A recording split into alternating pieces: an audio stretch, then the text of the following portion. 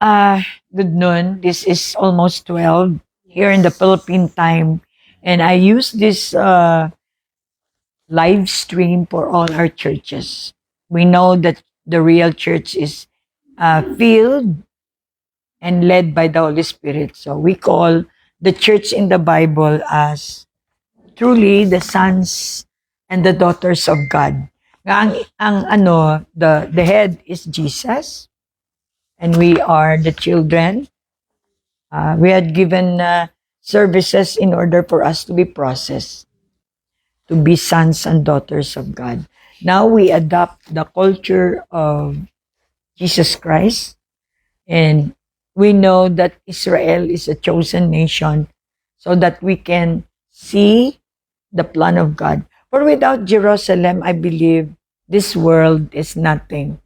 So Jerusalem is the chosen city where our Lord Jesus Christ had been born and promised that as he goes up, he will go down, same place. Yeah. And the prophetic line of our church is in Israel. The prophetic. Now we see the movement of the Holy Spirit in the book of Acts.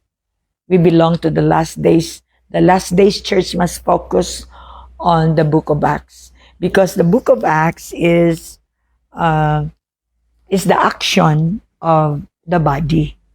God is waiting for the action of the body. Who is the body? The church. The body is us who received the Lord Jesus Christ. We are fascinated with the healings, the miracles, but we are not fascinated with the person.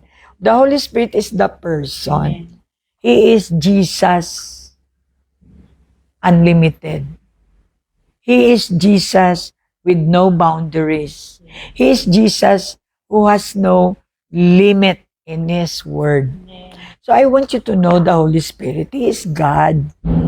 And if you receive Jesus as your personal Lord and Savior, He is the Holy Spirit inside your heart 24/7. So He sees everything that you do.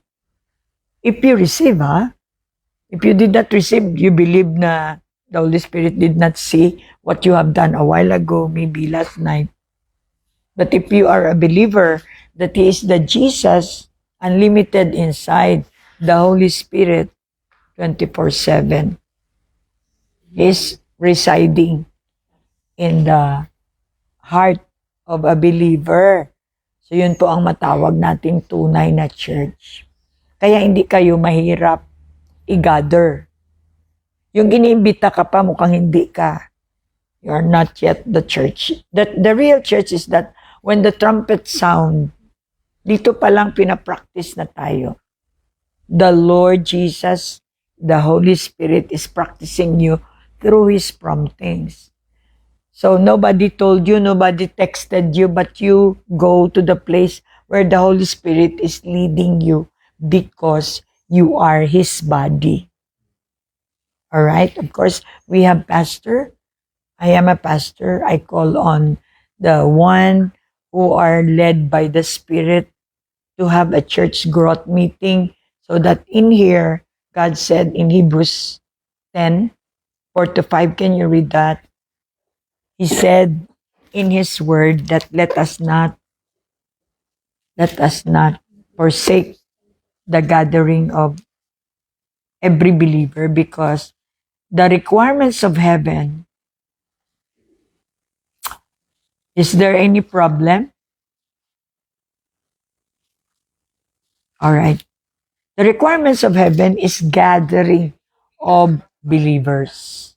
If you are a believer, you are one of those believers gathered in the name of Jesus, then you are the church. Regardless of who you are, regardless if you are the president of the Philippines, if you are a believer and you are the church, the body of Christ, you know, familiar with the voice of the Holy Spirit. And He is the voice that we need to follow. That's why He is the great shepherd. It is your responsibility to know Jesus, who is the truth, the way, and the life. He is your new life. He is my life today. Being a church, I have response in the ability that He has given me. So that's why my response is the true Christianity. True Christianity is not what you gain. It is not what you get. Christianity is what you share. You start your Christianity life when you start to share what you have. Because that is the mind of Christ. He gave His life to all of us. So as we are sons and daughters of God, we also gave back our life to Him for His use. And that is the church. Now growing because Jesus is alive and He has the resurrection power. We need to close the old life and receive the new life, which is the Word of God. The Word of God is instructions. So if you have a new life, you are engaged now into the Word of God that gives you instruction what to do. How are you going to live? Paano tayo mabuhay na hindi naman tayo dinadown ng mga tao dito? Kapag religious ka yun, ang paniwala mo, the Lord provides, logos yan. Yes, the Lord provides. Ano bang pinoprovide ng Lord sa'yo? Hindi pagkain. Pinoprovide niya sa'yo ability to get pagkain. Ability is power. So you shall receive power, Acts 1:8. You shall receive power from on high. So how important gathering is, katulad nito. Wherever you are in the whole entire world, if you tune in into the gathering of the disciples of the Lord Jesus Christ, those believers that follows, not those believers that go to church, but follows the Lord Jesus. Your intention is truly to follow Jesus, because not unless you follow Jesus, you can never be called His inheritor. Mabigyan ka lang ng inheritance kung follower ka.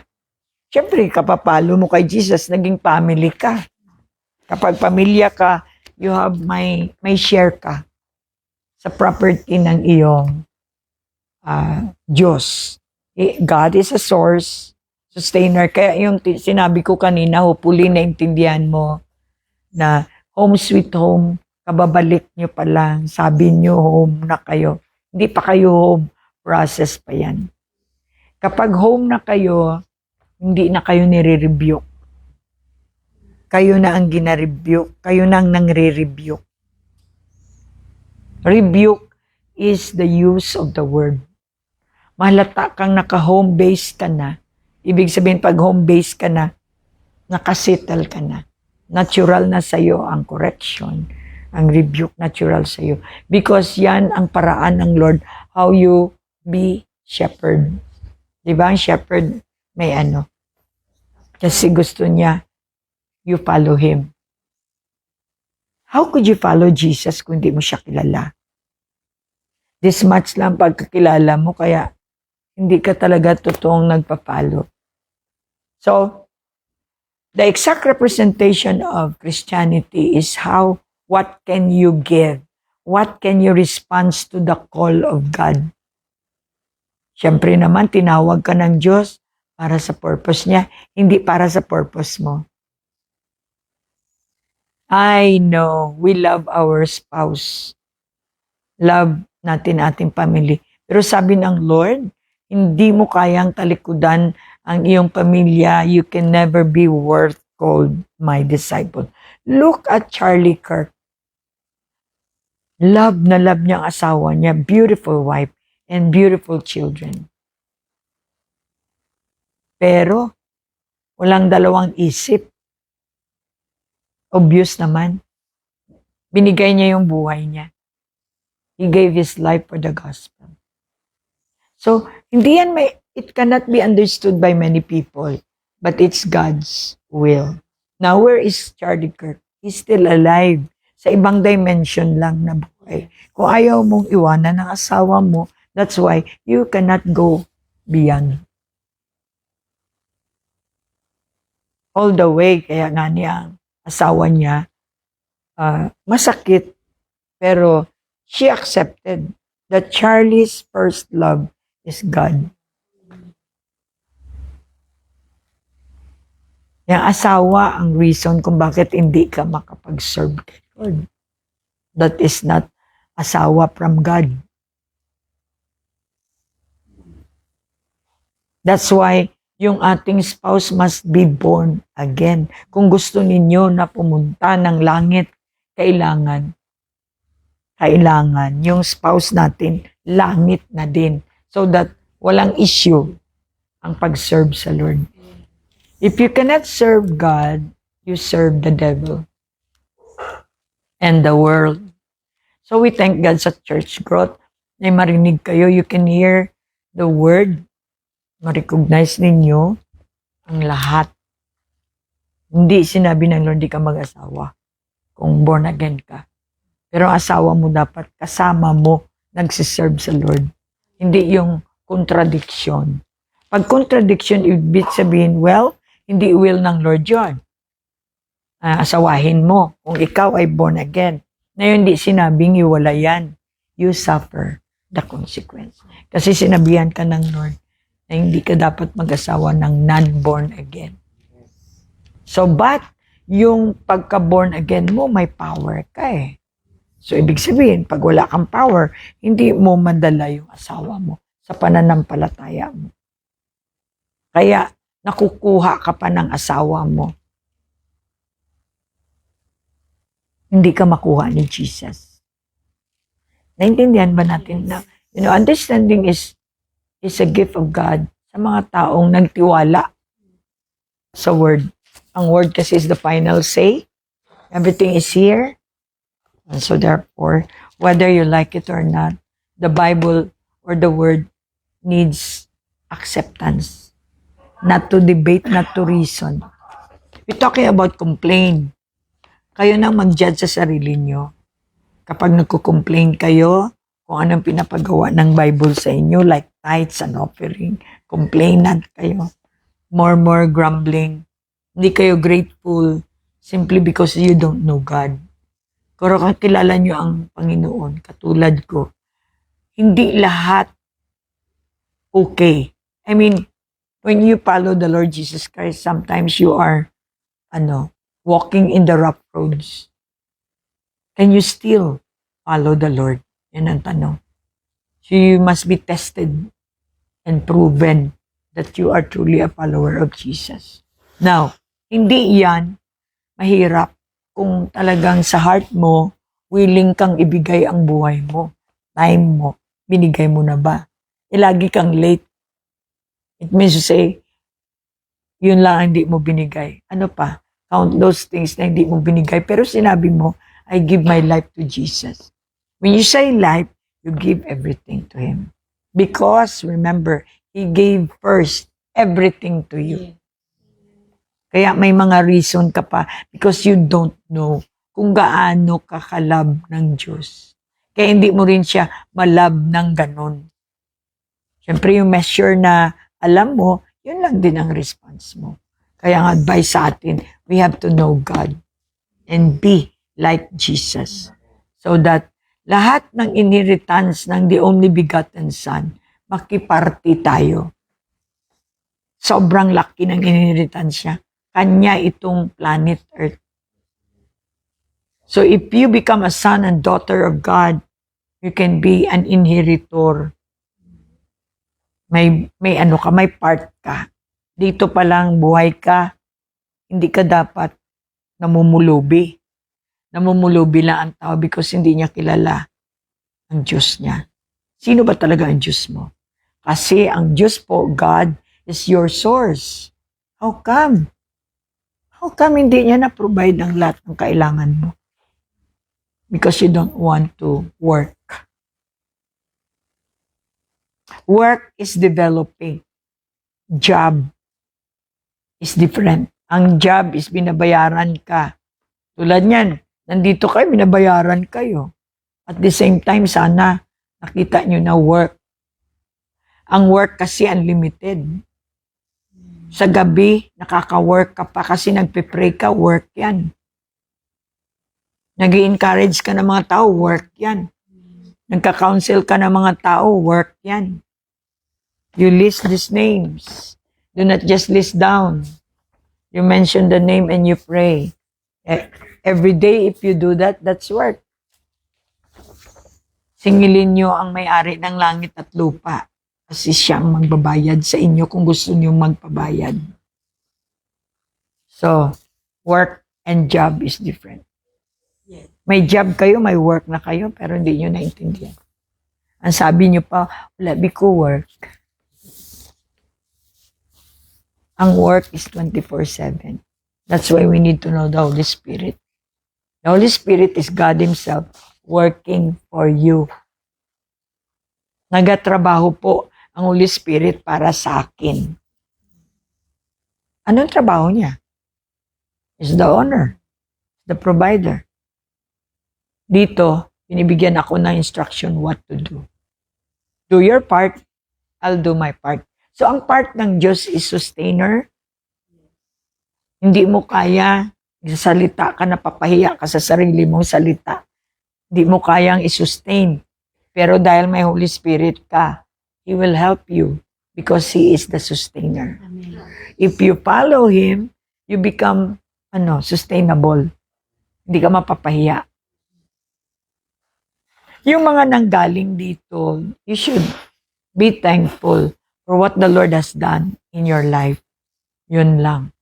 Pero yung ungrateful at saka may complain, kahit may ginawa ka ritong kabaklaan, hindi mo naman inayos. So kahit i-ordain ka pa na pastor doon sa dulo ng UK, ng London, it is not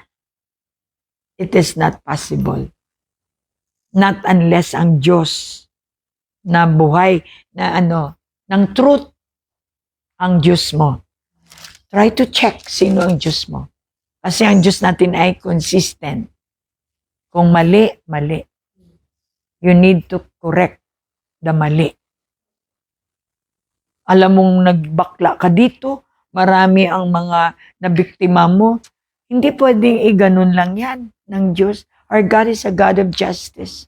Dito sa BCF, ang Diyos natin is a God of love, yes, but He's a God of justice. Yes. He's the God of righteousness. Yes. Kaya you have to define who your God is. Nagmamalaki ka, na-ordain ka ng pastor dyan sa mga mo. You check muna, ayusin mo muna ang personality mo. Kasi kung hindi consistent, hindi ka pa sa right, hindi mo ginawa right, yung ninakaw mo dito sa quantum, hindi mo get right. The righteous God is not your God. Yes, you might have God, but I tell you, kaya nga magkaiba ang ating resulta. Intindihan nyo ba? So first thing that you know, who is this God? Sino ba itong sinusundan ko? Kasi pwedeng ma-misrepresent ko yung Diyos. Bakla ako, tumboy ako, dapat ma-transform muna ako bago ako mag-serve sa gospel. And the moment you preach the gospel, you did not get right. Yung pinipreach mo is your judgment until you die. Papatayin ka ng righteousness. Yung konsyensya mo, the Holy Spirit, you will be judged. One day, maaring nagpipreach ka na tumba ka sa harap ng maraming tao because our God is a God of judgment. Okay? What is right is right. Ang totoong Christianity is yung binigay mo ang old life mo to Christ.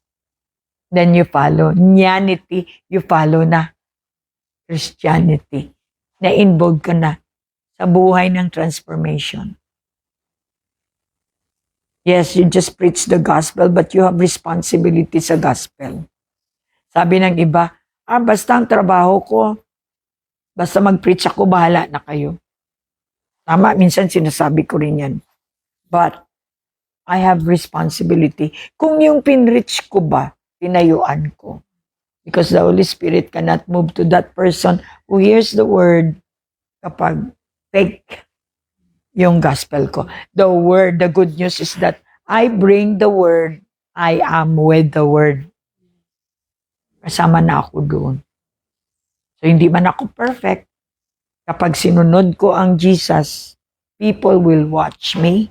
Kaya may responsibility tayo. Bakit hindi mo mapakilala ang sarili mo? Bakit gusto mo ipakilala ang IGP pero ikaw hindi? Klaro na hindi si Lord ang sinusunod nyo. Sundin natin muna si Lord. And money will just come. Bakit nag-struggle tayo ng pera? Sapagkat we are selling something for our benefit. Scam yan. We are selling Jesus for their benefits. Kaya nga, impossible nang lilibre ka. Impossible. Pero kapag ang tao naman ay may nakita siya, free willing siyang magbigay. Kaya, I ask forgiveness for those people na nilapitan ng mga BCF na hindi nakaintindi na para bang kayo ay piniforce to support the ministry. No. Talagang may nakatalaga na si Lord na mag-support ng ministry. But we do not stop partnering with those people na mag-response. Kung hindi ka mag-response, okay lang naman. No big deal. Kaya nga may discernment tayo. Hindi tayo basta-basta nagabigay ng partnership para lang mapahiya ang Panginoon. Ngayon doon mo rin makilala kung may value ka doon sa tao. Ako nga, kahit hindi ko kilala. Say, do you want to partner? Yes, Pastor. Nagpa-partner ang tao. Hindi dahil simply because may spirit na nag-invite sa kanya. Ginamit ka lang. Pag wala yung Holy Spirit sa iyo, talagang kahit ubusin mo ang tao, God cannot respond. Tandaan ninyo, everything in the Lord is so easy. Huwag kayong maniwala na mahirap.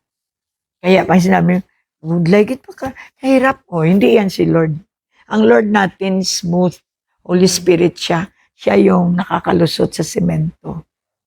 Everything is easy because it is done already. Ang lahat ng hirap, tapos niya na sa cross.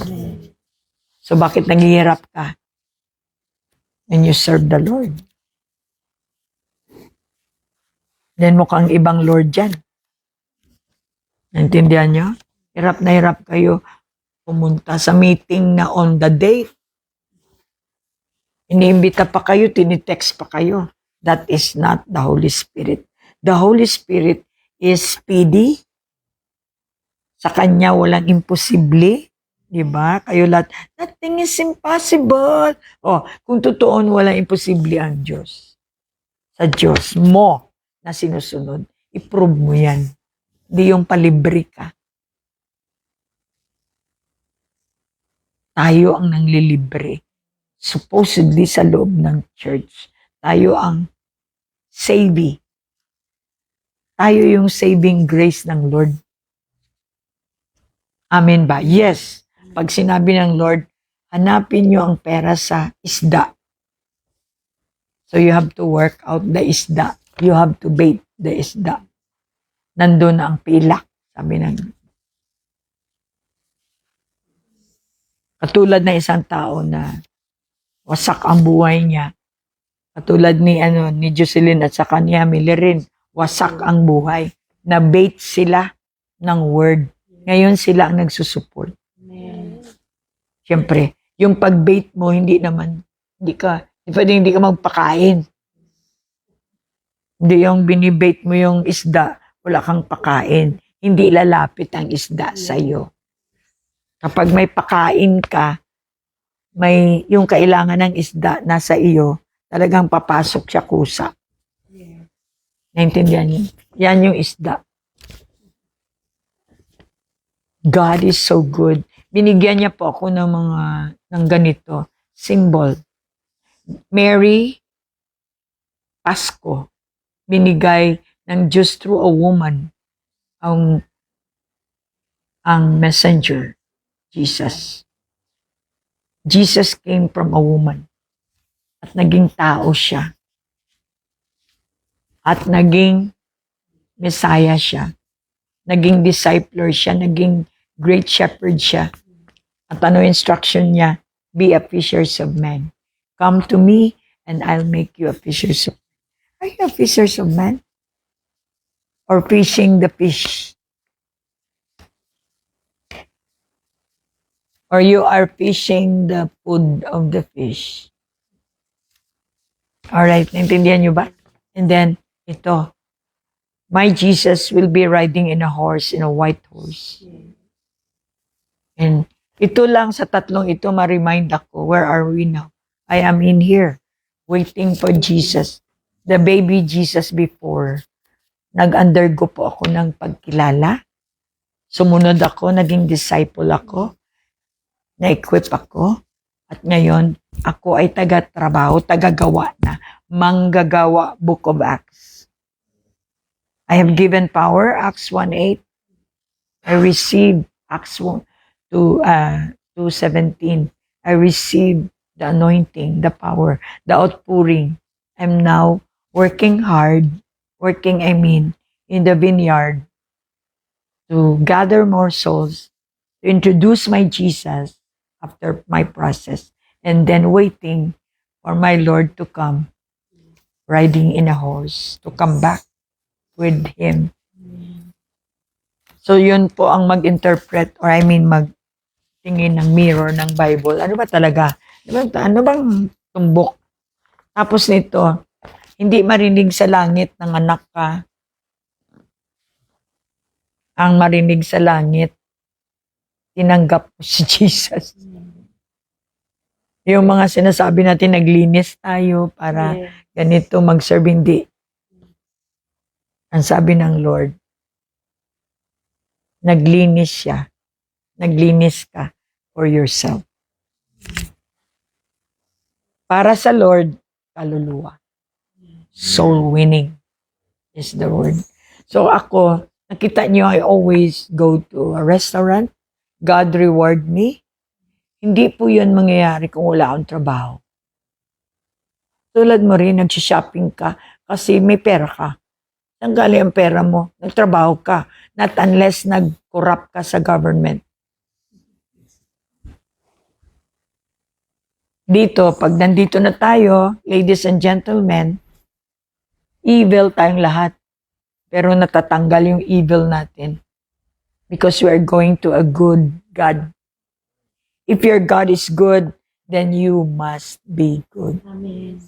Because God is perfect. Hindi tayo perfect. Kaya lang sumama tayo sa perfect. Kaya hindi na natin lifestyle ang corruption.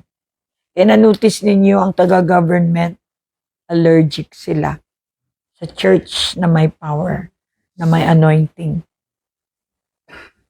Hindi naman lahat. Meron namang ang alam ko na sumusuporta sa atin. Hindi naman sila siguro mag-support kung hindi sila tinats ng Lord. Just like yung mayor dyan sa Tantangan.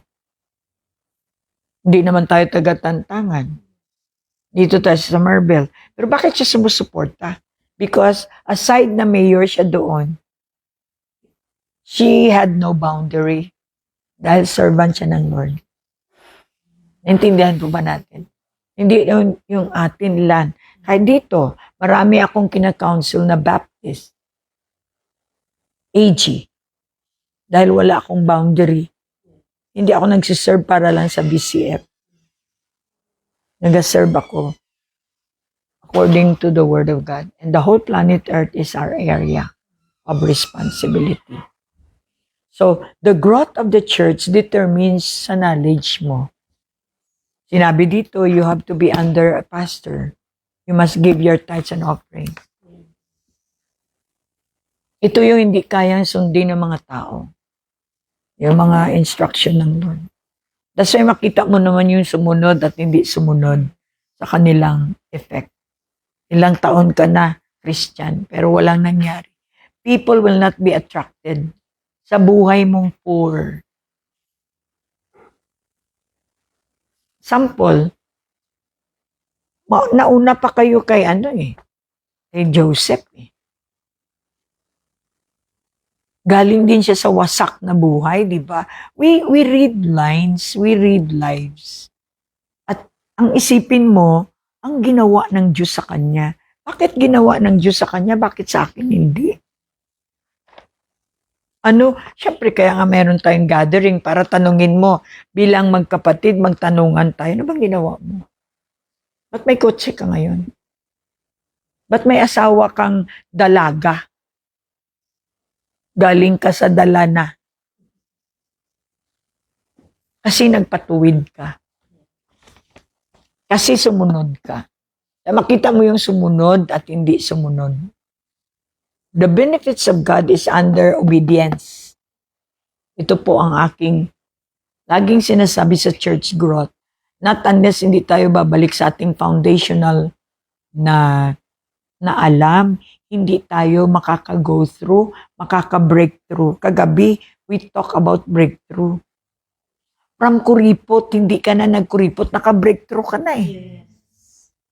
From bad life into good life ka na, naka-breakthrough. Yun ang ibig sabihin ng breakthrough. Nakatawid. May simento, nakatawid ka. Paano? Nagtataka yung iba, bakit ka nakalusot? Saan ka dumaan?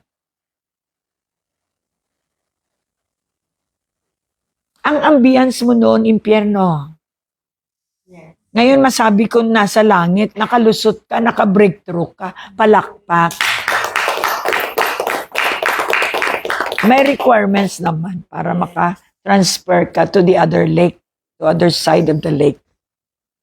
You follow Jesus. Hanggat hindi mo siya pina-follow, nagsisimba ka, nagano ka, pero actually, hindi ka follower. Kunin mo lang yung word para at least may preach ka. Then you found yourself nowhere. Nagpi-preach ka pero hindi ka nakikita sa plano ng Lord. The plan of God is church. Spiritual family. I-prove mo pa yan kung pamilya ka. Kasi makaka-gain ka within the family if you give your heart. Kung hindi ka mabuting brother sa iyong sister, do not expect na may partida ka sa pamilya. Ikaw yung palaboy. Siyempre, yung pamilya hindi na nire-reject ka, kundi nagkakaroon sila ng distance, boundary sa iyo. Because your behavior doesn't show na you are one with that family. Naintindihan nyo? So that's why family, we can explain to you that pamilya ang plano ni Jesus. Hindi religion, 100% family. Kaya may relasyon. Kaya may correction tayo dito. Kasi pamilya ito. Hindi ito organisasyon. Organism ito. Na naka-connect tayo sa ulo. Na ang bawat isa sa atin ay gumagalaw. Gumagalaw tayo according sa ulo. Parang octopus And then nagsisynchronize, nag-aaway yung mga gumagalaw na kamay. Pag sinabi ng ulo na, tago tayo, matulog tayo, tago, tulog. Ganon. Diba sa octopus? Maganda tingnan. Kapag nagtatrabaho ang lahat, ayon sa ulo. Kaya wasak ang church kapag hindi konektado sa mind of Christ. Kaya ganun po, kaimportante ang gathering. Simple gathering, if you cannot value, hindi nyo na prioritize, huwag naman kayo mag-expect na matawag kayo ni Lord na I will sound the trumpet. And sino ba ang aakyat? Yung mga pamilya niya lang. yung gathered as a church. We do our part. Yes. Si Satanas naman pwede niya, as long as gumagawa ako dito, nagre-reach out ako ng soul, kahit hindi ako masyadong nag-attend sa meeting natin, may diferensya talaga. Hindi mo pwedeng ma-deny yun. Tama ba? So, wag niyo akong sisihin. Yan ay ayon sa word. Can you read na? Hebrews 10:4-5 kasi yan ang, sa pag-church growth, dito chini-check natin kung church ba tayo, connected ba tayo sa ulo, at nagbe-bear fruit tayo. Dito yan eh. Kaya pag sa church growth, nalagaan mo ito bilang church, prayerful ka. Yung faith mo, we gather, yun ang hindi lang physical ang gathering. Ang faith talaga gusto ng Lord i-gather kasi ang amount ng faith ng grupo natin will produce manifestation of God's presence. Iba yung ikaw lang mag-isa, oh Lord, yeah. Pero sa corporation, makita mo, nagmamanifest siya, nagde-deliver, nakita mo ang deliverance. Oh, so kaya kailangan ng gathering. Because He promised that He will be in the midst. Anong gagawin niya sa midst? Magbubuhos siya ng kanyang power. So, sino man ang nasa gathering, yun ang makasalo. Natural, wala ka sa gathering, di ka nakasalo. Ganon ka-importante. Ganon. Kaya, during the gathering, may reason talaga. Either may trabaho ka, or either may, yun nga. Kung kailan ba naman, doon ka may catering. Kaya doon ang test actually. If you truly, marami yan. At kapag pinagbigyan mo si Satanas naman mag-plan out next na gathering, may gagawin ka na naman. Hindi ka naman available. But with God, kung kasama mo ang Diyos, kahit sabihin pa may trabaho ka, God will make a way. Kasi siya ang God mo. Amen.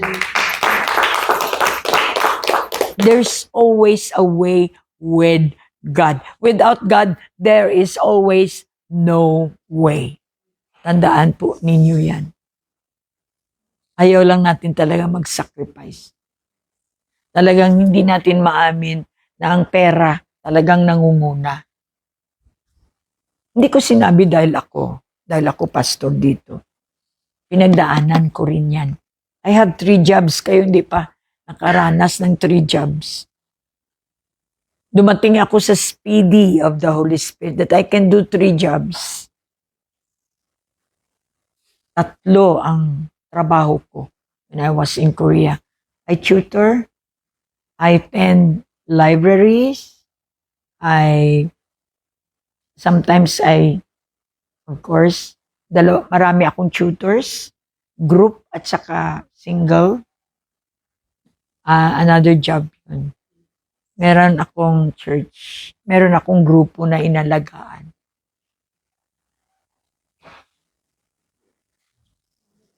So, ang boss ko marami akong boss na submitan, and all those by the grace of God because I am with God.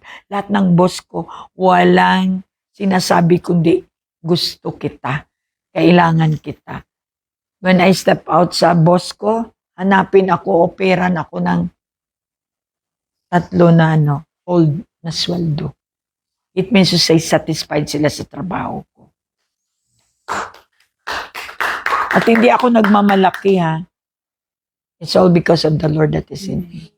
Yung mahirap na trabaho nagagawa ko because I can do all things. Why? Because I am with God. If you are with God, doon lang magamit ang nothing is impossible with God. Iba ginagamit yan, di naman sumasama kay God. Kaya lahat talaga ay palpak at saka imposible. Okay? Verse 10:4-5, for it is not possible for the bloody bulls and goats to take away sins. That is why when Christ 10, came into the 4 world, to 5. Hebrews 10, 4 to 5. Ano sabi? 5, that is why when Christ came into the world, he said to God, "You did not want animal sacrifices or sin Akala offerings." ko yung gathering. Ano ba yung gathering? Hebrews. Gathering, do not forsake the gathering of 10 pala, 10, sorry. 25, Sorry, I thought Hebrews 25. 10, 25 pala.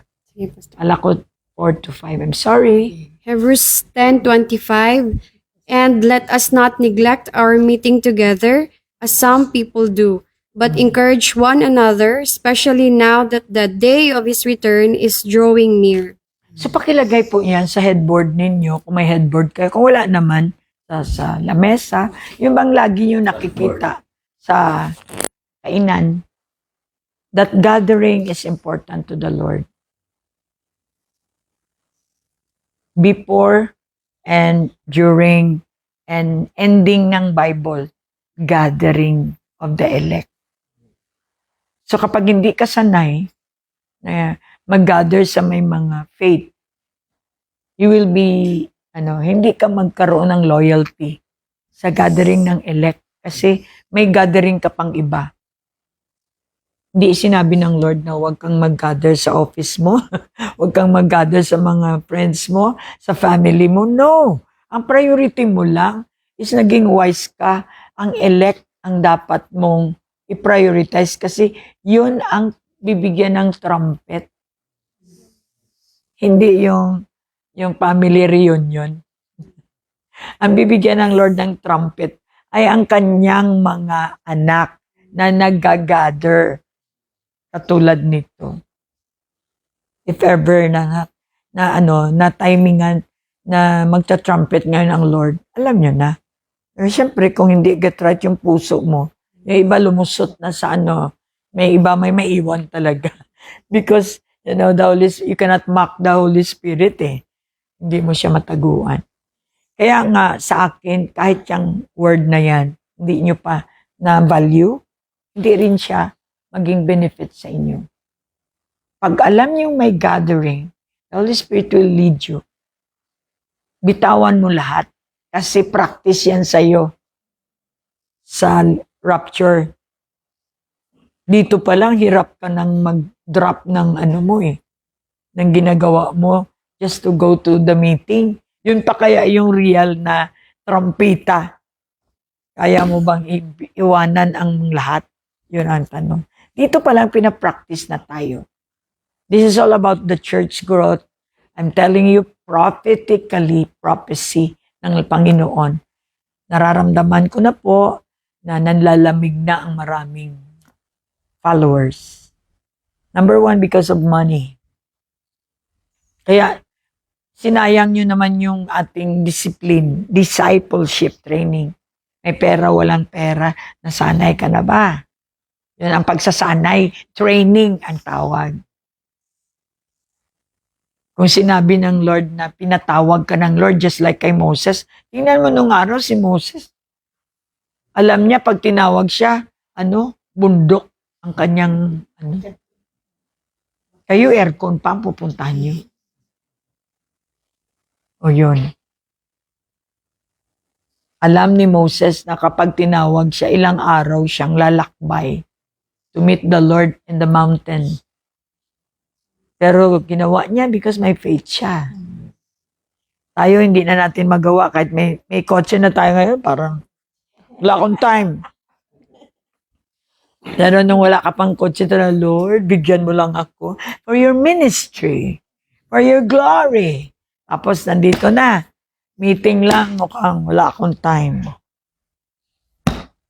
So I hope hindi pang tama yan sa inyo, kundi pinapakita ko ang picture ng totoong believer at hindi believer. We are now engaged in the world of deception. Okay, maniwala. Magandang format, hindi naman masustain. Bakla. Kaya on the air kung sinasabi to prevent confusion. Mahal ko ang mga taong umalis dito. I'm still asking God to give them grace na makita si Lord sa labas o sa kanilang mga grupo. Worldly Christians are not Christians na totoo. Ang Christian na word, ito yung totoong Christianity. Alam mo ba ang resulta? You love to give. You love to share. You love to do sacrifice. And hindi lang yan. You can easily accept your fault. Alam mo, bakla ka, hindi mo kayang aminin. Natural, pag hindi mo aminin yan, sa harap ng asawa mo, you continue that. Mahal kita. Kaya, ini-invite ko kayo sa righteousness. Kasi, ang righteousness lang ang magpapalaya sa iyo. Wala nang iba. If you are still entangled with lie, you cannot have breakthrough. E tingnan mo, hindi ka maalis sa kabaklaan. Kahit 10 ordination pa. Isang galong oil pang ilalagay sa iyo. Kapag ang loob mo, hindi talaga totoong si Jesus. God said, love your enemy. Did you love your enemy? If I am your enemy, did you love me? Ako, I love you. That's why I'm telling you, kapag makita kita, gusto ko ipaalam sa'yo na hindi ganun. Yung ba umalis ka sa bahay, parang nag-awol ka, umalis ka, ilang taon ka, 14 years ka dito, ang ganda ng ano natin, ganyan, bigla ka na lang nawala. Tapos nagkita tayo after 5 years, sabihin mo lang sa akin, hello, Pastora! O hindi ko naman yan, hindi naman ano yan, hindi tama yan. I'll teach you na you need to settle your account. Hindi pwedeng, kung mayroon tayong responsibility, sabihin lang, ask na ako forgiveness. Pero you need to see to it, yung nasaktan mo, ay yun doon ipapadaan ng Lord ang kanyang forgiveness. You charge me, nasaktan ka kasi natamaan ka sa pinagagawa mo. Hindi po kasalanan yun. Kasi nasa Bible, you need to be rebuked. Kung nasaktan ka, walang rebuke na hindi masakit. Ang rebuke ay pinapatanggal sa iyo ang iyong lover na si Satanas na gumagawa sa iyo ng kabaklaan. Yun ang rebuke. I rebuke you in Jesus' name. Ngayon, umalis na si Satanas, pero ikaw gusto mo siya eh. So, binibigyan mo siya ng power to balik. It's your will. It's your free will. Naintindihan po ba natin? That's why you need to read Romans 8. Magbabad kayo sa Romans 8, 7, and 8. Dahil doon, maset free kayo sa inyong kabaklaan. Ang kabaklaan po is engaging in truth and lie. Ginawa mong twin. Kambal ang lie. Nasa truth ka na, may lie ka pa nakambal. So yun yung pong inire-rebuke. Sinisiparate ka. Set apart. Yun ang rebuke. Hindi pa yan nagtigil sa rebuke. Ang rebuke is for the demon to live. Because I've got power. Pero ikaw may power ka rin pabalikin siya sa'yo. Or your flesh. Nakadesisyon ka na. Mag-enjoy ka sa ibang spirit. Dahil maraming ganun na pastor. Nagpipreach na dalawa ang spirits niya. They are insects. 2 heads. Dalawa ang sinusunod nila. Ang flesh connected to the devil and the word of God connected to God. Now you need to decide. Until now, hindi ka pa naka-decide. And you can never be called church. Because ang tunay na church sa Bible, is controlled by the Holy Spirit, led by the Holy Spirit, and you become sons of God. So as many as follow, led, filled, and led by the Holy Spirit are called sons and daughters of God. At yun lang po ang may inheritance. Do not use the ministry to earn money. The ministry is to give, to share.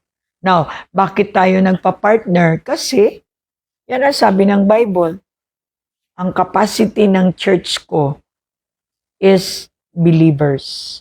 Now, if you are a believer and you want to be a partner that is part of the family, we become supporter. Dati sinusuportahan tayo. Ngayon, tayo na ang nagsusupport. Tayong mga believers. Hallelujah. Alright.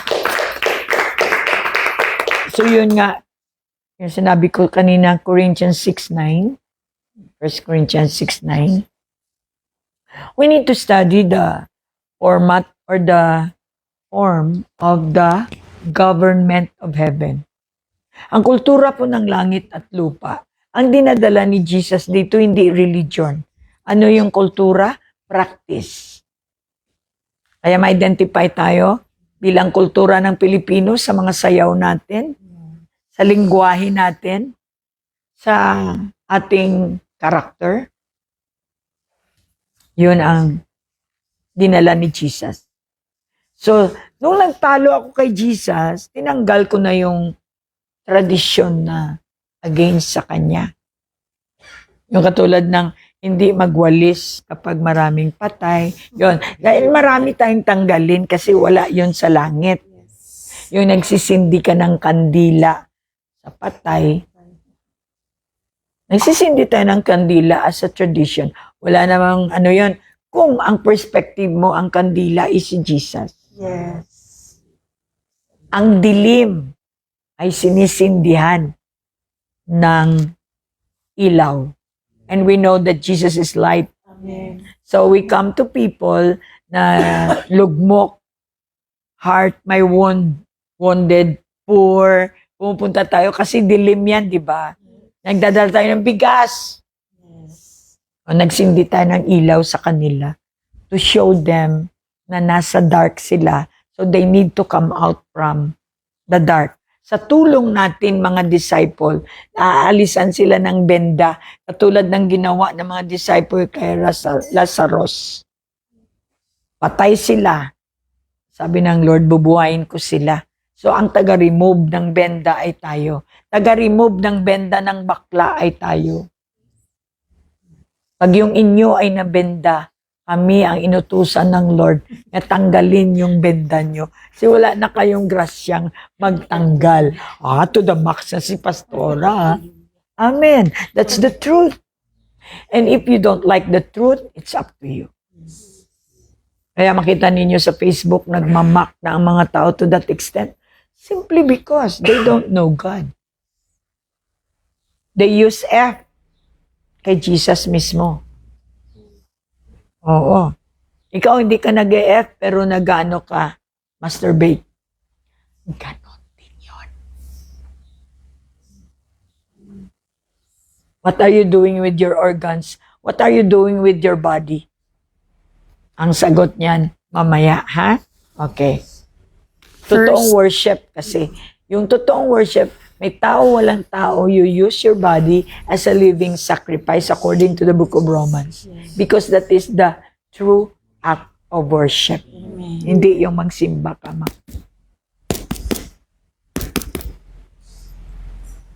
And nobody is watching anong ginagawa mo sa katawan mo. Dahil kailangan ng Diyos ang katawan mo. Kaya nga, kinakailangan din ng demonyo ang katawan mo. Tag of war, ha? Ngayon nasa atin ang desisyon kung kanino natin ipagamit ang ating katawan. Amen. Okay. 1 Corinthians 6:9. Don't you 19. 19. 19 ba yun? Okay. Don't you realize that your body is the temple of the Holy Yeah. Spirit Natumbok. who lives in you and was given to you by God. You do not belong to yourself, for God bought you with a high price, so you must honor God with your body. Did you honor God with your body? Yes. Mga gays? Hindi, di ba? That's the truth. That's why pumunta rito ang truth. Para sabihin sa iyo, you do not honor God with your body.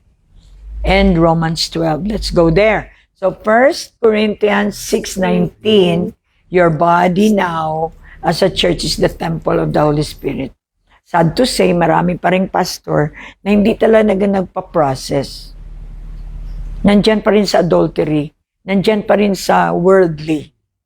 So yung even your mouth na merong chismis, you did not offer your mouth as a living sacrifice.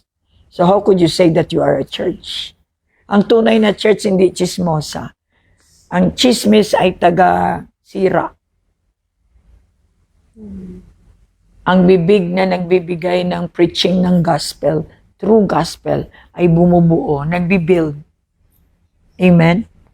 So now, if you are a pastor in USA, and then you have something na hindi tama sa ginawa mo sa Pilipinas, kung totoo ang Diyos mo, pababalikin ka sa Pilipinas, hingi ka ng tawad, get right, so that you can really get the word pastorship galing mismo sa righteous God. If you continue to be a pastor, bearing, dala nyo yung mga unrighteous nyo, unsettled accounts, God will not permit you. My God, ha? Kaya, dito na tayo magkaalaman, your God is a religious God.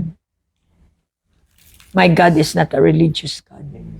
My God is the Lord Jesus Christ, the God of righteousness, the God of peace, the God of love.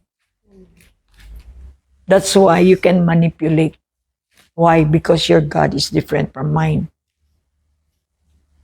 You can manipulate your wife. Pabilibin mo ang wife mo na hindi, na, syempre pastor ka, di ba? Sabi mo, nagbago ka. And then, sa likod ng, ng pulpit, may ginagawa ka. You manipulate those young people. Why? Because you have two spirits. Ang kalaban ko dito sa espiritu mo, hindi ikaw. God loves you. The truth will always chase you. At saan ka magtago? Susundan ka ng truth. Hanggat hindi ka nabigyan ng konsensya, you can never have breakthrough in your life. All right. Romans 12:1. And so, dear brothers and sisters, I plead with you to give your bodies to God because of all He has done for you. Let them be a living and holy sacrifice, the kind He will find acceptable. This is truly the way to worship Him. Yeah. Did you worship God in spirit and in truth? Then Romans 12 ang explain. Pastora, bakit hindi ka tumatanda? Kasi hindi ko naman sinabing maganda ako, exceptional ako. Dito. This is the tree of life. Kapag kumain ka nito, wala kang bukol dito. Kasi alam ko yung may bukol dito, chismosa yan. Maraming mga tiyanak dyan. May na siya. May, kung sa Ilonggo pa may bungsod. Oh. The community of, in the LGBT, kundi the community of demons of gossiping is here. So you need to be operated. Pero pag ang spirit nandyan, tutubo pa rin yan. At saka with bulging mata. Ang sabi nga nila, kakain ka daw ng oysters, ng mga seafoods para Hindi. Ang salita ng Diyos ang talagang healing. Tama ba? Yes. Wala akong tagihawat. Nilinis kasi ng Lord ang face ko because the face of Jesus. Wala akong sakit.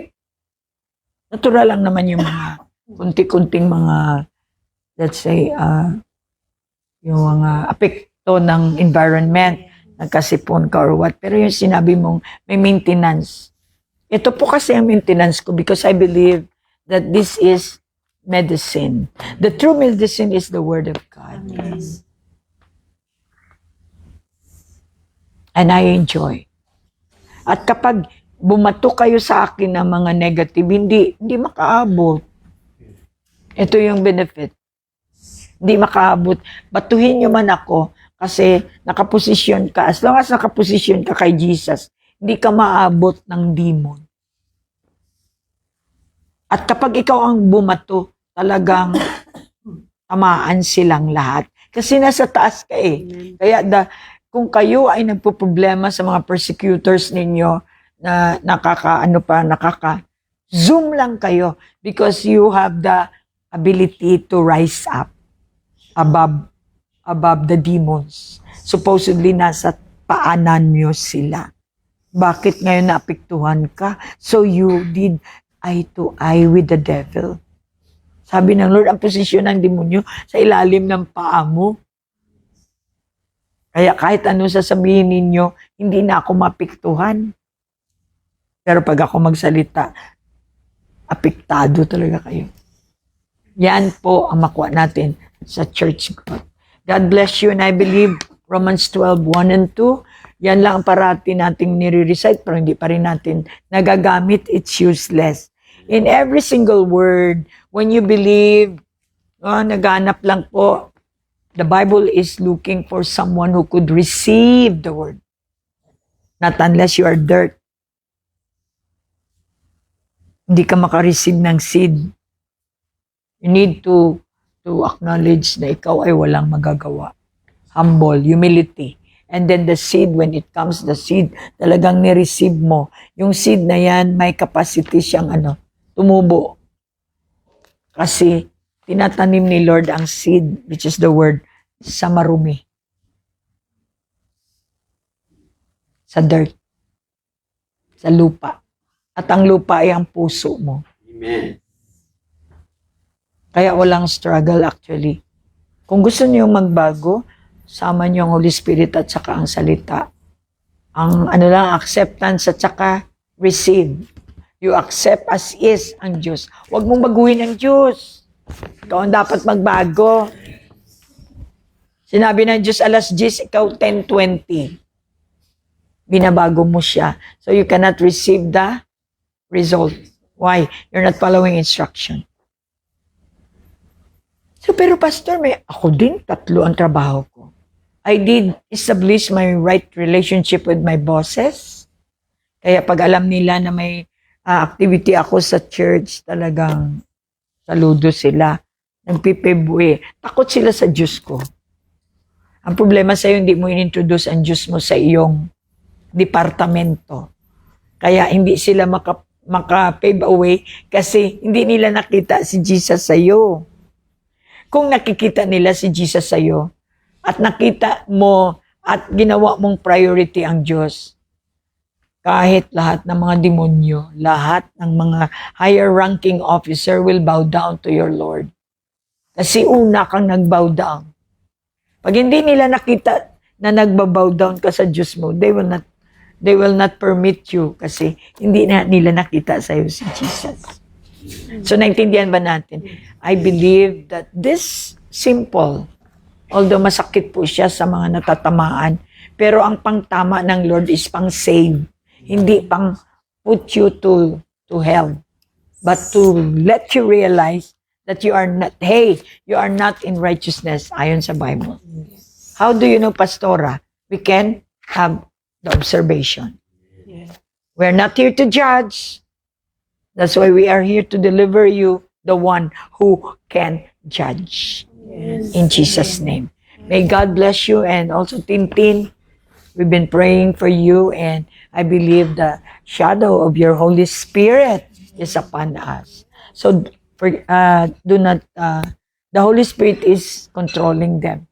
And I believe something good, great is going to happen to all of us. Blessings mo, blessings naming lahat. Kaya all of us should be in family. We need to be in family. In Jesus' name. Bye-bye. Annyeonghaseyo. Alright, yan. Ito yung mga estudyante. We are representing the the church or the body of Christ of BCF, joining our faith together, faith force together. Importante ang gathering ito eh. Kasi ito yung requirements ng langit. If we want to have milagro sa langit, we need to follow the instruction of the Lord to gather together, express our faith together, praying in faith correctly, and the power of God promise will be upon us. He will be in the midst. Now, anong gagawin niya sa midst natin? He will answer your needs. My need, your need. At kung hindi ka nakikinig dahil yung gusto mo lang ay, wow, ganito, out, external, hindi mo makuha ang blessing ng Lord. Ang blessing ng Lord, internal. Sa loob, hindi sa labas. Amen? Okay, bye-bye.